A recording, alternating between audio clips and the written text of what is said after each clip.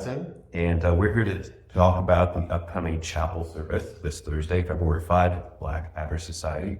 I'm joined with Caleb Waite, and he'll be providing a meditation on Ecclesiastes 4.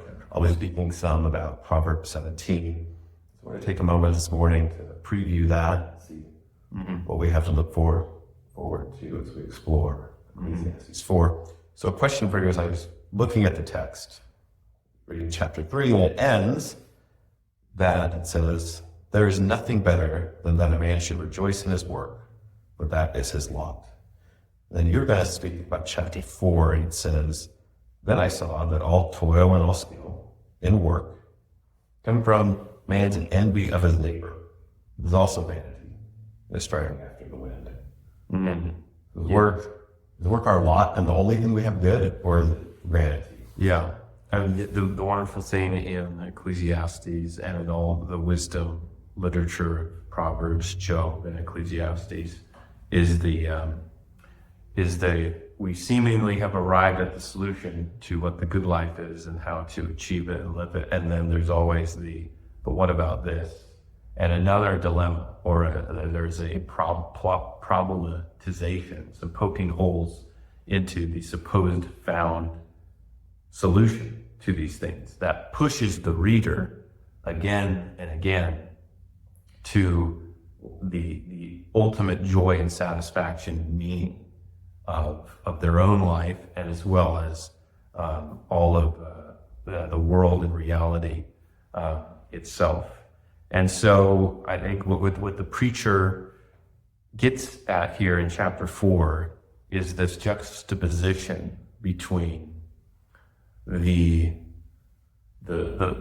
person who becomes discouraged with work and sometimes how work can be oppressive, and how managers, leaders, kings themselves can rule in this heavy-handed, domineering, oppressive way that makes so much of life's work futile, and where it causes some to feel like they need to resign and kind of throw in the towel and give in.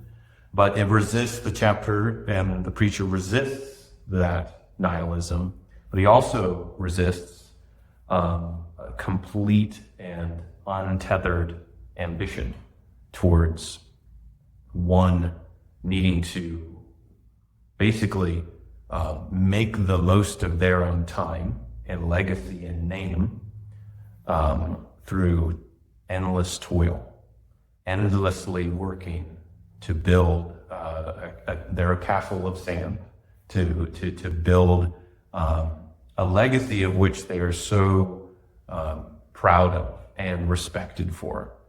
But then at the end of chapter 4, it says that even a king who does this in perhaps ways that aren't oppressive,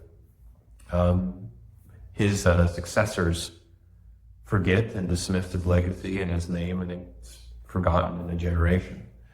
And again, the preacher is saying that neither of those things should lead you to nihilism, and it shouldn't lead you to having toil, filling your hands with toil, but it tries to, the positives that it focuses on is one,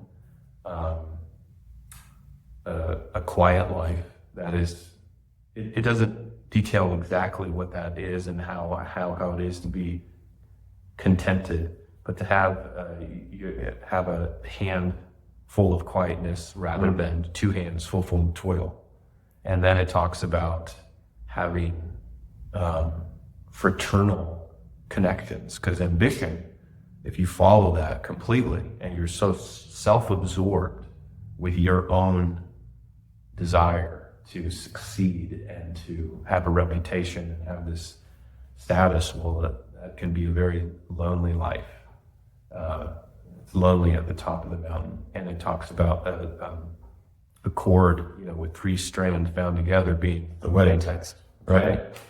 It's much stronger. But we can make this a labor. at least the preacher does here, saying like, if you work, and it's not just a managerial text and how good teams can operate, but it does allude to if you are building a life well lived, you can't do it alone, and you need brothers. Yeah. We see that in Proverbs. This is a place where we can connect. A friend loves at all times, and a brother is born for adversity, right? So having companionship, paternal relations in this life well lived. We see it in the Proverbs, talking about a quiet life, one that it's better to dry morsel with quiet than a house full of feasting with strife, right? So we can have 2 hands full of toil in order to achieve feasting and only obtained for ourselves strife. Right. And friends, I mean, if you're only going it alone,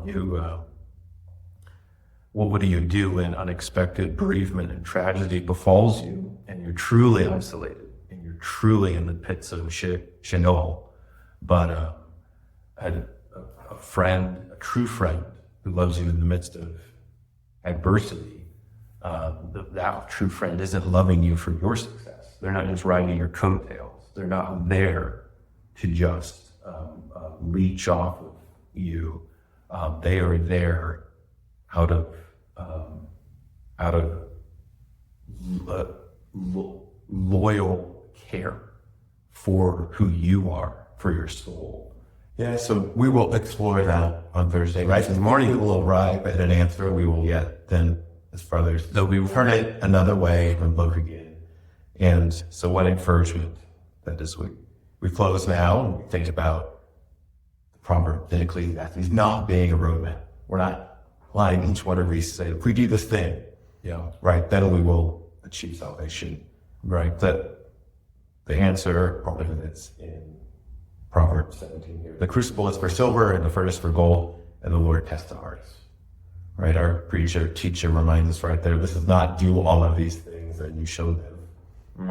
But Christ did it, that we may. He tests the hearts. Right. And those who have true faith in him can be found righteous in the final day. And he's the true friend who loves us, and not only adversity, but in our sin. Right. And so, if there's peace and solace to be had in the midst of when your life feels that like it's without meaning, you hate your job, you hate school, and you are just gritting through it. Christ is the North Star of which not only imbues life with meaning, but gives us confidence and peace and solace to carry on in that pilgrimage. So Thursday morning, hear about it then. Yeah. See you there. Bye. For he is like a